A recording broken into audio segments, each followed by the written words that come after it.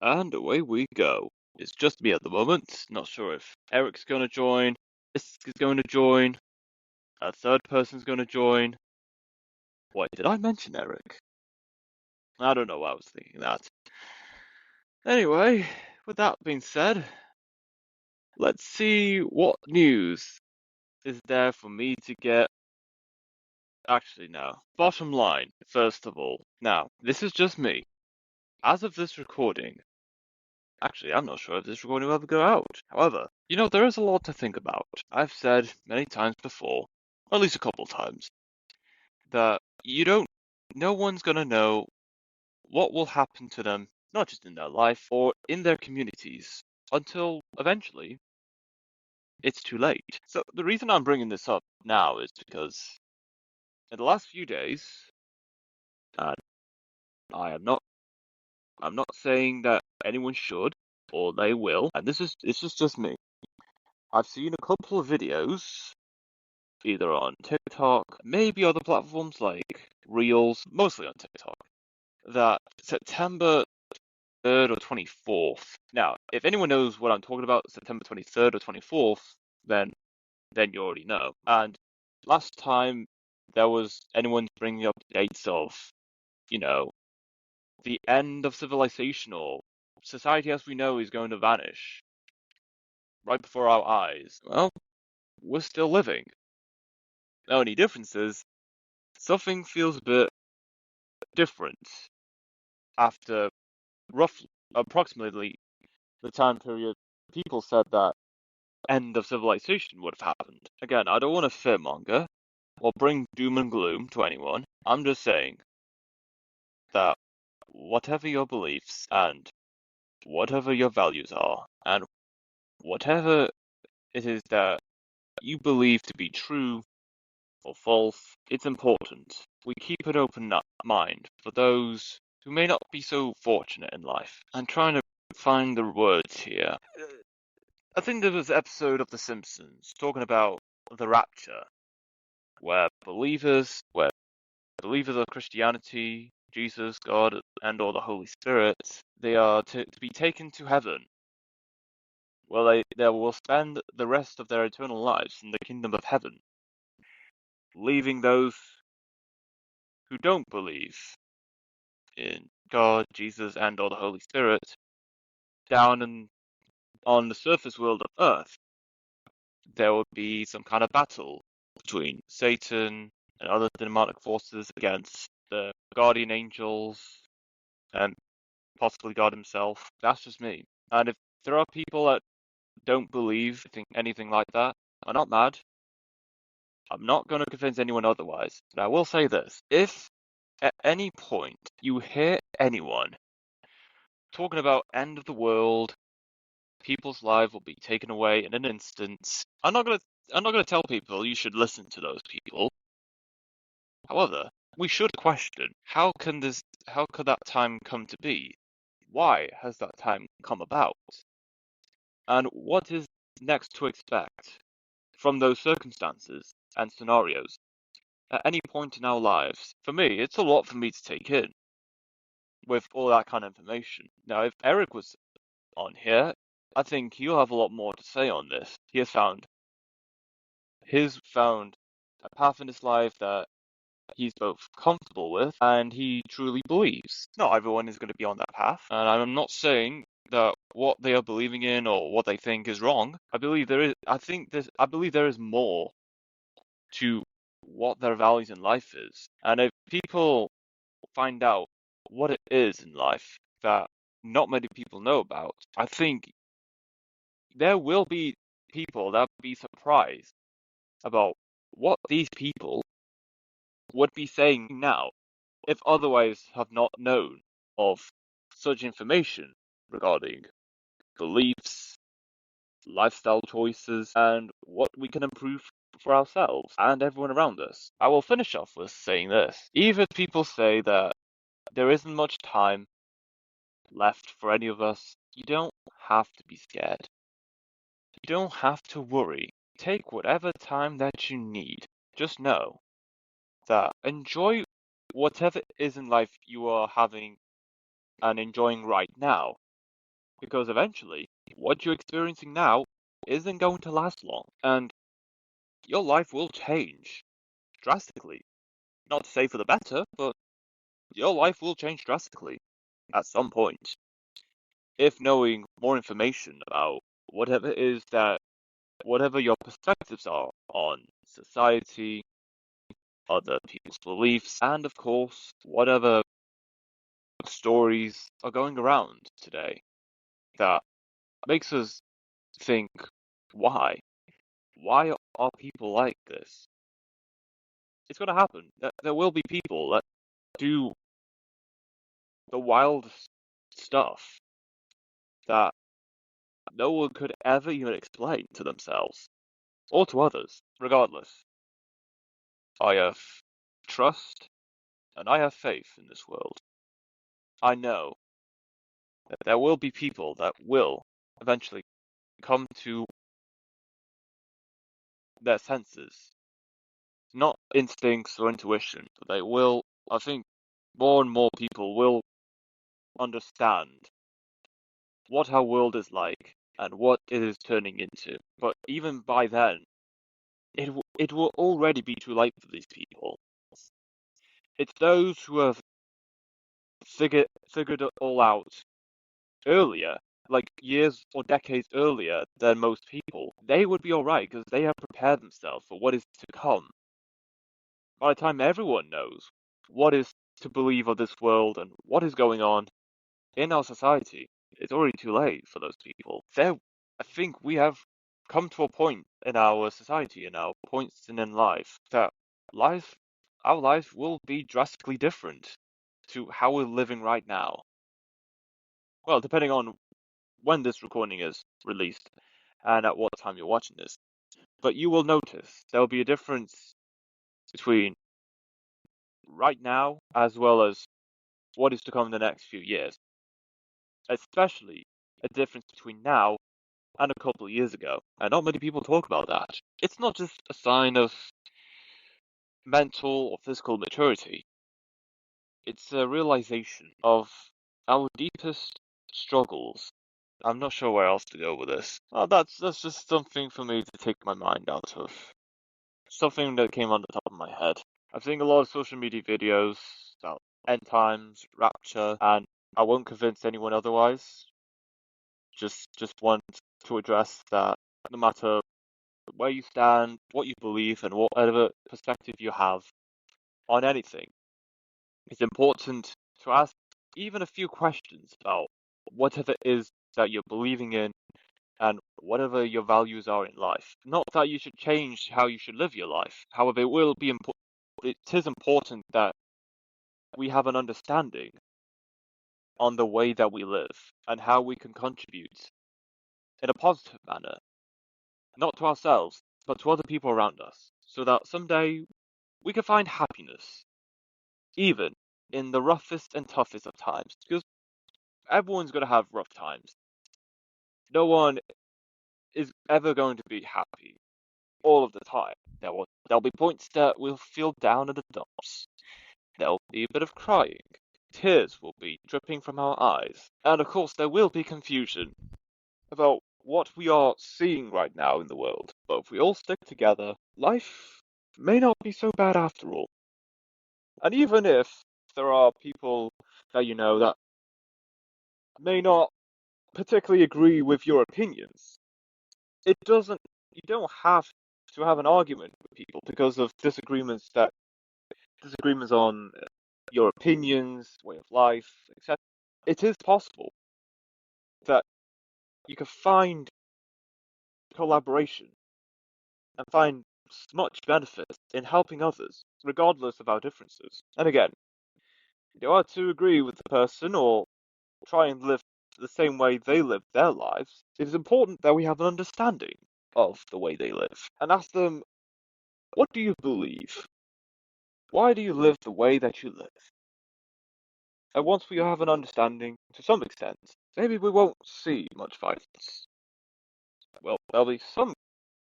Again, don't have to agree or try and go along with whatever it is they are doing, but it's good to know whatever it is that surrounds us that we may not be familiar with, in case something unusual or foreign to us ever comes about or is in presence in our communities out of the blue. Yeah, and that's that. India will continue to buy Russian oil despite US tariffs, Finance Minister says. India will continue to buy Russian oil as long as it is economically justified, despite US pressure and tariffs.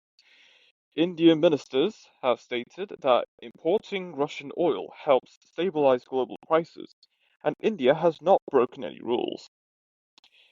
The US has urged India to stop buying Russian oil and instead resume trade talks with Washington. Personally, so what? Is it a slow news day today? Because no, of course there'll be updates as we go, but sure there has to be something more going on. And actually, I will get to that eventually because it's kind of big for some people, not everyone, but for some people that it would be a big deal. People are reporting this like it's, I don't know, a one in a lifetime moment, a rarity. It's like apocalyptic or some kind of crap. You know, this has been going on for a very long while, but we just haven't talked about it until. But we haven't talked about it until now because particular circumstances and war-enabled conflicts. Yeah, we haven't talked about that a few years ago, but now we're bringing it up because, well, there are economic uncertainties. Well, not just with tariffs, but what is to come next afterwards. And it's not even mentioning the fact that India's already called out on this a while ago. The EU has made trades with Russia in the past.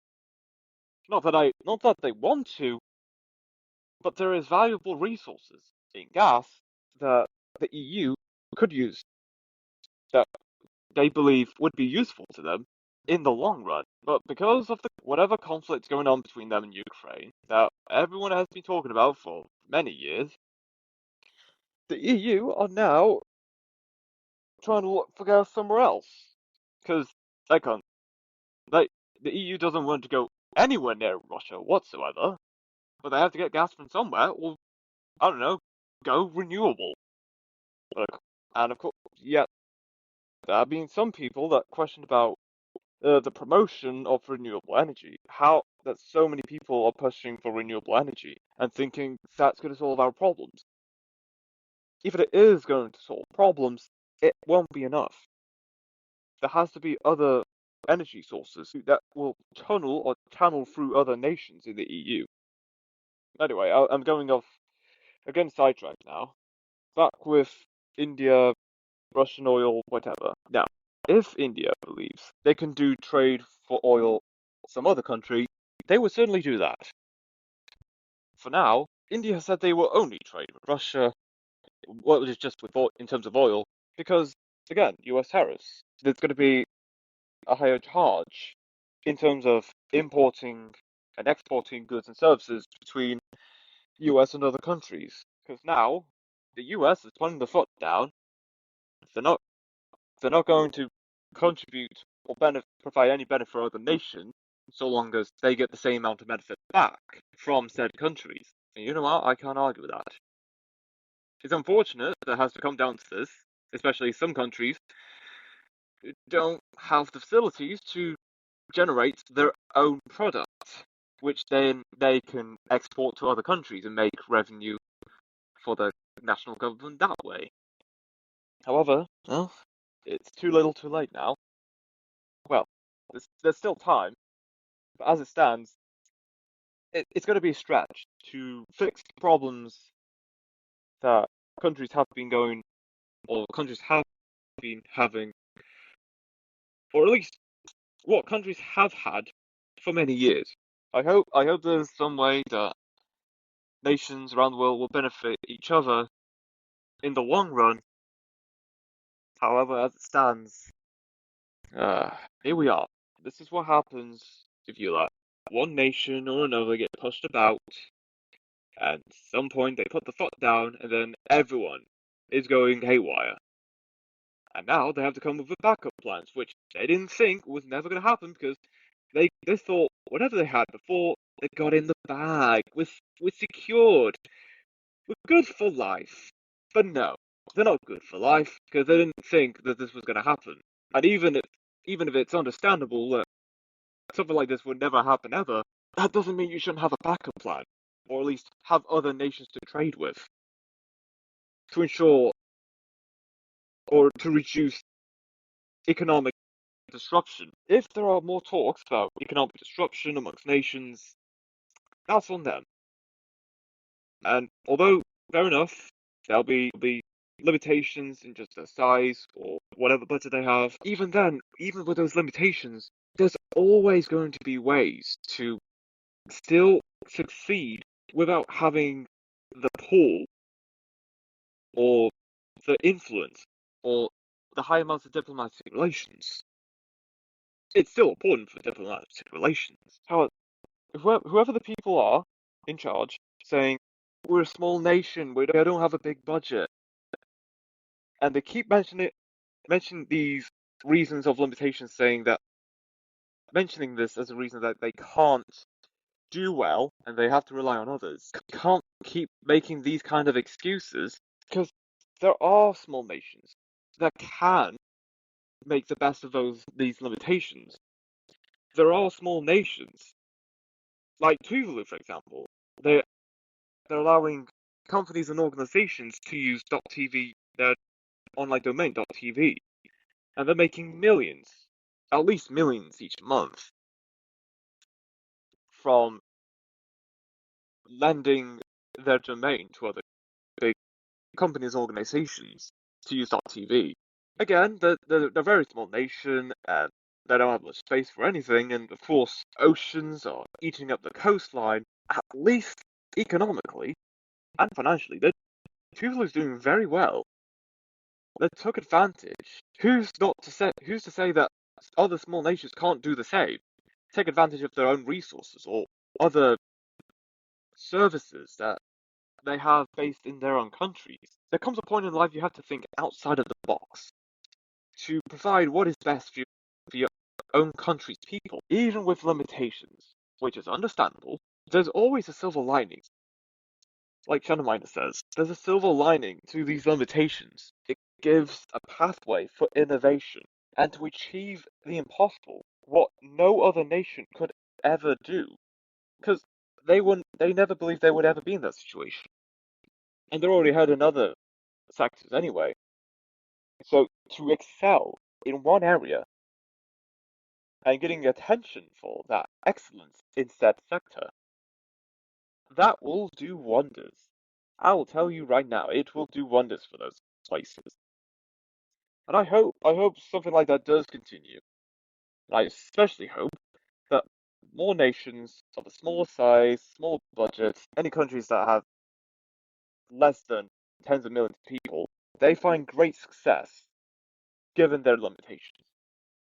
Because there's always a way for someone to succeed despite of those limitations. Amanda Anisimova defeats Naomi Osaka at the US Open to reach her second Grand Slam final in a row. On Thursday night at Arthur Ashe Stadium, Amanda Anisimova defeated Naomi Osaka 6-7 Open semi-final that finished at nearly 1 a.m. Friday.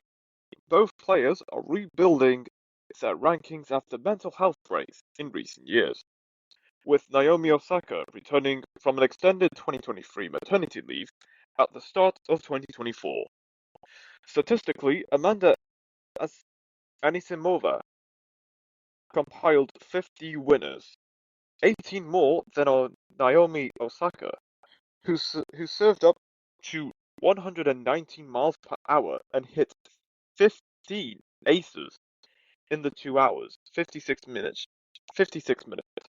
match, with a second set tiebreak where Anisimova led 5-1. With the win, Amanda Anisimova advances to face defending champion Arina Sabalenka in Saturday's US Open final. remaining undefeated against Naomi Osaka in their 3 meetings and denying Osaka a first Grand Slam final since 2021. After Wimbledon, Amanda Anisimova earned a chance to redeem herself by winning the US Open semi-final less than 2 months after her loss to Iga Swiatek, while mental health conversations advocates note both players' semi-final presence is significant in recent years. Wow, that's a lot for anyone to go through. Not let alone tennis players that have been playing for at least 2 hours, if not more. Fair play to them. And also, massive respect for overcoming these challenges, not just physical, but mentally as well. I hope that these women can continue their successes in the next upcoming tennis tournaments and maybe someday win another final amongst them each in the next few years. Because given how far they've gone in the US Open alone, I think they deserve some kind of success. If they don't have any already, they absolutely deserve it. But of course, there's always going to be circumstances in their personal life that will limit them from advancing to further stages, or even prevent them from competing in said tournaments at all. Hopefully, these women go on to do great things. And if they're approaching their retirement, I'd say I ask for like a couple more years in next few tournaments, get a win in the final, and yeah, that's it. Because it's a lot. It's very challenging to go through that circumstance, or very challenging to compete in a tournament where you are mentally challenged all of the time, if not most of the time. And it's very important too, for a lot of people, even if they don't partake in sports. But yeah, good on the women getting through in tennis tournaments quite recently in the US Open, and hopefully they do continue their success in the next few years, hopefully, even especially before they say, okay, I am now retiring. I hope they win at least one tournament and just leave it at that, because I think they deserve it.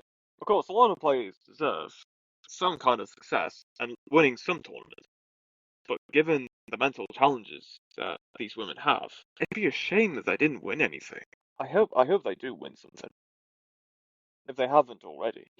LGBTQ plus Catholics make Holy Year pilgrimage to Rome and celebrate a new sense of acceptance. More than 1,400 LGBTQ Catholics and supporters held a pilgrimage in Rome during the Catholic Church's 2025 Jubilee year, marking the first such event on the official program.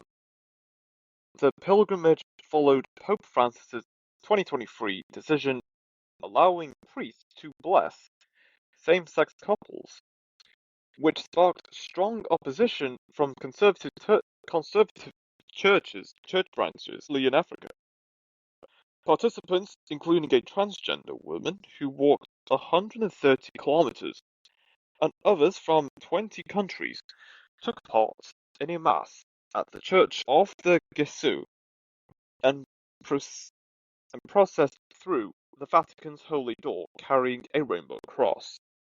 Hugo, a 35-year-old participant from Quebec, viewed the event as a meaningful gesture that helped foster a greater sense of belonging and expressed optimism that it would encourage more acceptance of LGBTQ individuals within the Church. Despite Pope Francis's overtures, organizers and attendees acknowledged ongoing obstacles, especially regarding official blessings for same-sex marriages, and called for shifting mindsets among Catholics to foster inclusivity. Now, Eric, if he was here, I think he'll have a lot to say on this. Well, for me, personally, there was a passage somewhere I remember. Love the sinner, not the sin. And I'm not saying what sin it is, and I'm not saying particular things are sins. All I'm saying is you can dislike the action that people would likely judge, but still respect the individual. Maybe, from my perspective, that's possibly the point in like LGBTQ acceptance and fostering inclusivity. That in the at least in the mindsets of Catholics, not all Catholics, however, but whoever in Christianity, well, there'll be people arguing about you can't do this, you can't do that, just because people do something that anyone would not do themselves, but yet people end up doing them anyway. That doesn't mean you should not respect those individual people. You can still not like the action in question, but still respect the person that had done that action. That's just at least how I see it. I know someone or other people will have their take on that, and that's okay. Everyone's entitled to whatever opinions that they have. Now, can't speak for Eric, but I know if he was here, he's not particularly strong, or at least he's not particularly a fan of anything LGBTQ related individuals and or events. There have been episodes he has expressed his opinions going against LGBTQ people, the community, and related events. And although there will be people that maybe supporting those opinions, and there'll be people that are against those opinions. Again, at the end of the day, people are going to have separate opinions about how they view, like, I wouldn't say just everything and anything, but at least events, scenarios, and stories where for centuries people that have lived traditional lives and have traditional values would surely heavily oppose the ideas in the modern world. They would oppose the idea of same-sex relationships and marriages. They would oppose the progress, not everyone, but some. They oppose the progress of science and possibly technology, even if those two aspects are useful for us in society in development in the long run. We can't just always rely on such. We can't just rely on scientific and technological advancements and think that'll be enough. There has to be alternatives where one of the two is absent. Because if one of those aspects is absent in our functioning of our lives, is this a major obstacle in our lives? It doesn't have to be, but it's only like that if people want that to be an obstacle. That's a very long answer and take on LGBTQ plus Catholics making holy a pilgrimage to Rome, celebrating new sense of acceptance. I will say that I will give some credit to Catholics to at least try and show that they are accepting of people that they would otherwise disagree with their way of life. They don't have to agree or try to live life the way they live life. But even with these differences that not many people would ever agree with, like ever, it that doesn't mean that they can't get along. There's there's always going to be something that people have in common, like sports teams, favorite shows, perhaps, maybe festivals. That's just something off the top of my head. Like, regardless of our differences, there's always something that people will have in common, and they will make friendships out of that, or out of these common things, or things they have in common. So, there's always first time for everything. Now, whether this will continue into next year and the year after that, and so on, honestly, I'm not sure. I think it's down to the Catholics and also down to the organisers of the Holy Year pilgrimage if they want to continue that. It's nice to see that every now and then, occasionally, they're at least trying new things to see how things go and getting an understanding of the way of life that people live their lives, no matter how much people would agree or disagree with the values or beliefs. So I'll give it that. Again, don't have to agree with you don't have to agree with what they do or what they say or how they live. But we can't spend our lives saying what they disagree with and not trying to communicate directly with said people. We can't stay locked in our chambers or rooms forever. There has to be a way to show that there has to be some kind of, not test, but some kind of trial to get to see what would those communications look like if one group of people and another group of people gathered in the same spot and they talked about whatever comes to their mind and maybe find common ground in something they have in common, something they have similar interests with. Because you never know how similar some people can be despite starking and striking differences.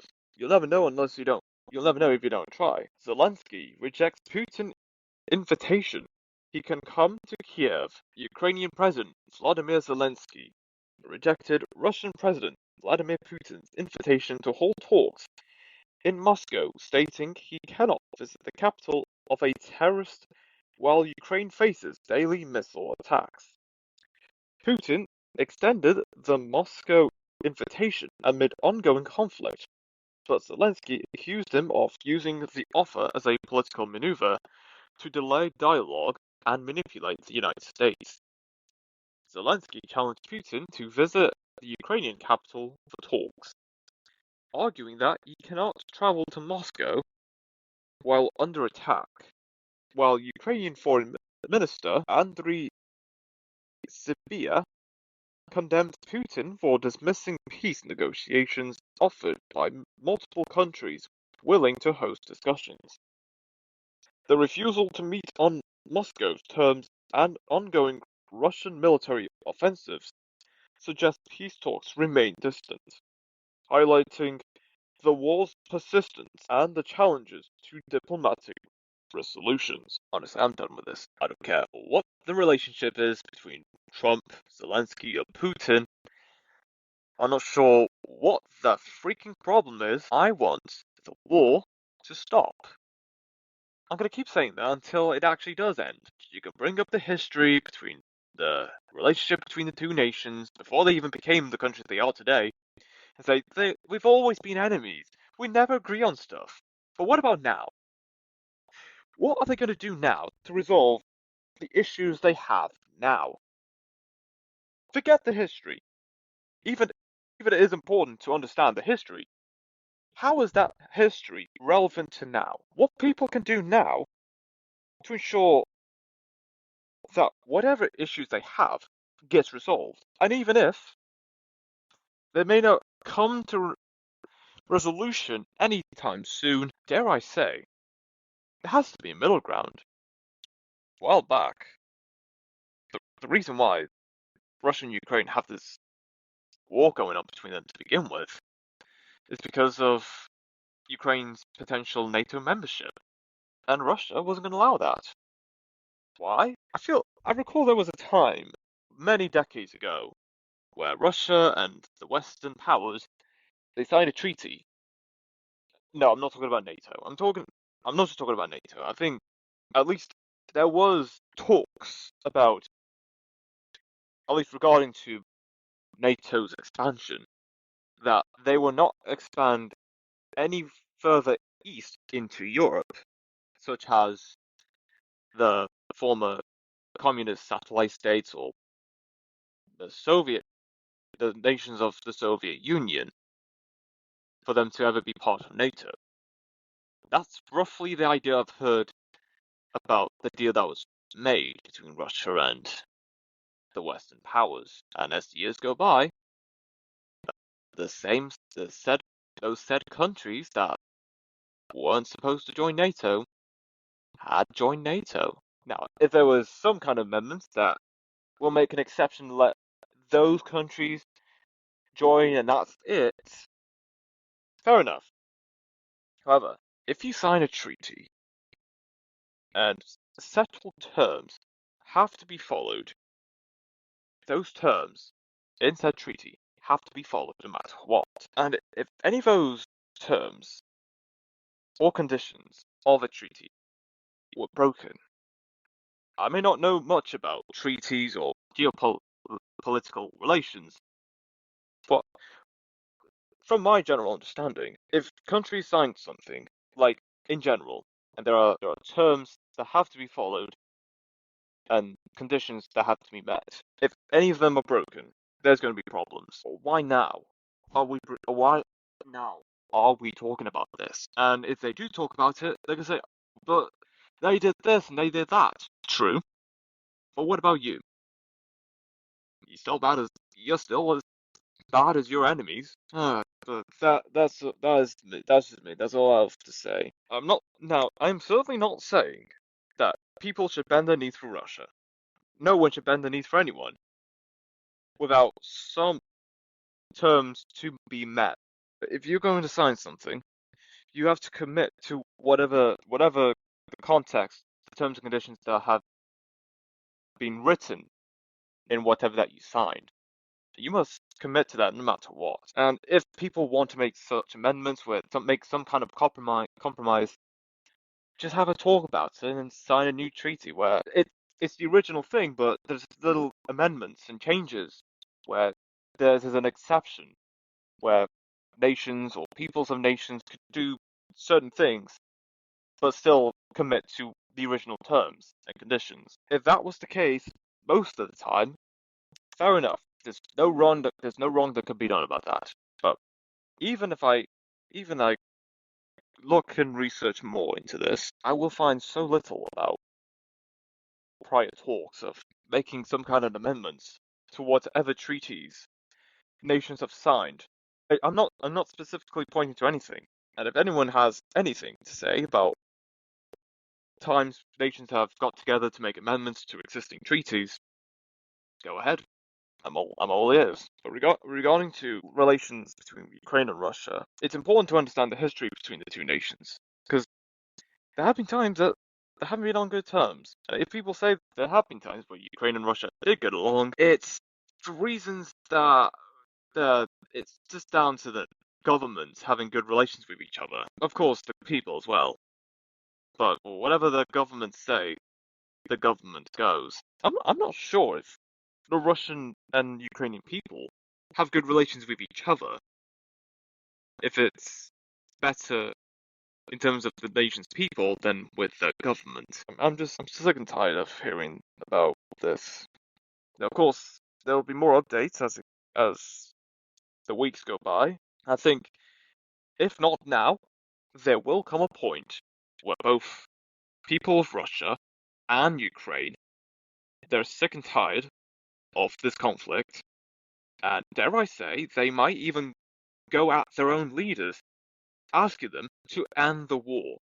Not saying it'll happen now, but if this keeps going on longer than it should, then it will come to a point that both Ukraine and Russia's own people would likely criticize and be calling out their own leaders, asking for a resolution and to call an end to the war between the two nations. I feel it will come to that. If nothing gets resolved, there may be some that'll be like that right now.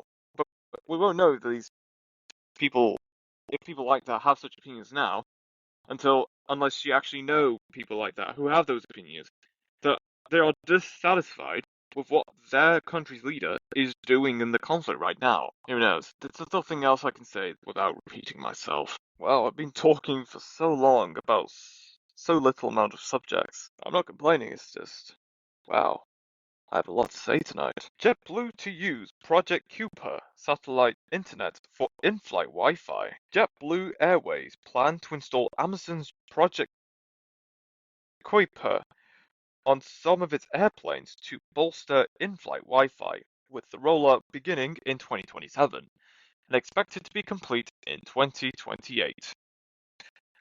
The team-up is a significant win for Amazon, which has been working to build a constellation of internet-based beaming satellites in low Earth orbit called Project Kuiper to compete with Elon Musk's Starlink.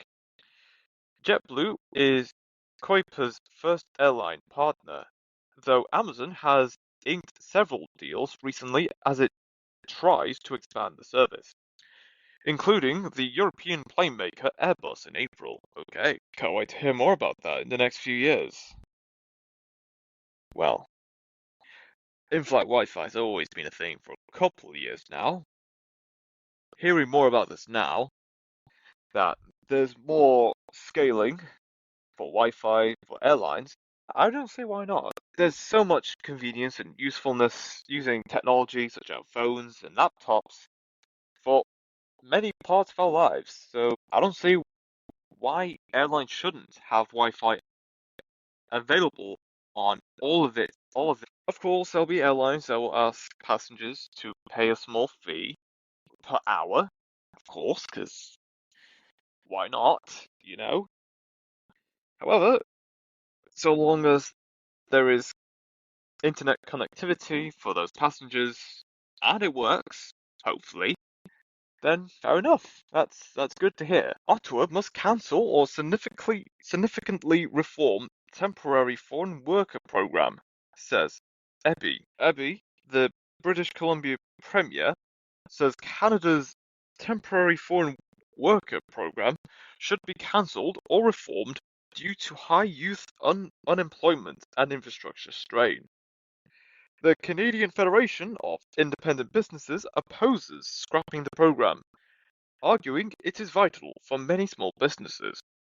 Conservative leaders Polyev and Rustad suggest exemptions for agriculture while addressing labour needs. Now, I am all for foreigners coming into other countries and contributing their skills and, of course, labour to whatever sector that they want to work in, providing positive benefits for the local economy. That I respect, and I have no problem with that whatsoever. To rely solely on these foreign workers and not having jobs available for the community's own people, that's a problem. No country should be having the majority of their employment being made by foreigners. Not against foreigners working in other countries, providing labour that is just the same, if not better, than a nation's own people. There just has to be just enough opportunities for a country's own people to work in the same jobs as the foreigners.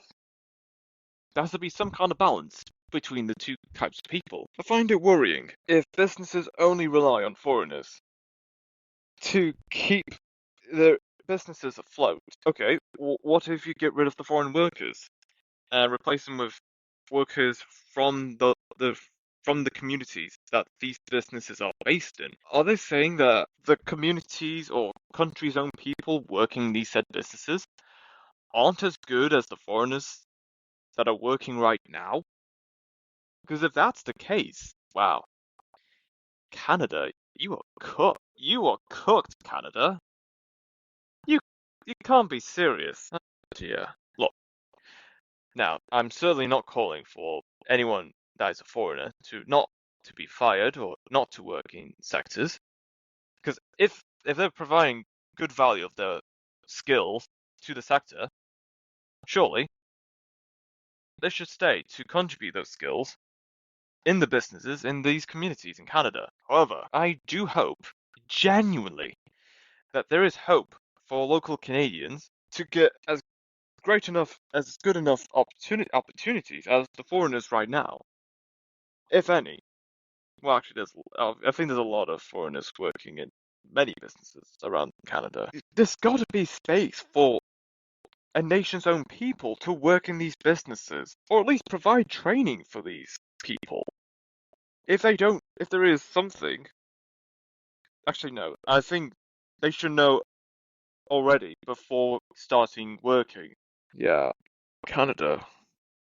What's going on? I hope Canada does improve for the better. I don't think they will, but I still hope, regardless. Of course, other people have something to say on this, but other other than that, all I will say is, regardless where you're from, if you have the skills and you're good enough to work in the industry or sector, then surely you should be given the job and be paid at a high enough salary that reflects the value that you provide to said businesses. Yeah, that is all I have to say. I hope Canada does something about. No, I'm not saying get rid of the program that brings the foreigners to work there. Just provide better training or opportunities, or at least give some kind of assistance to the Canadians where they are more than capable to work in the businesses that the foreigners are currently working in right now. Wow, that's so much to look into. And that is the episode.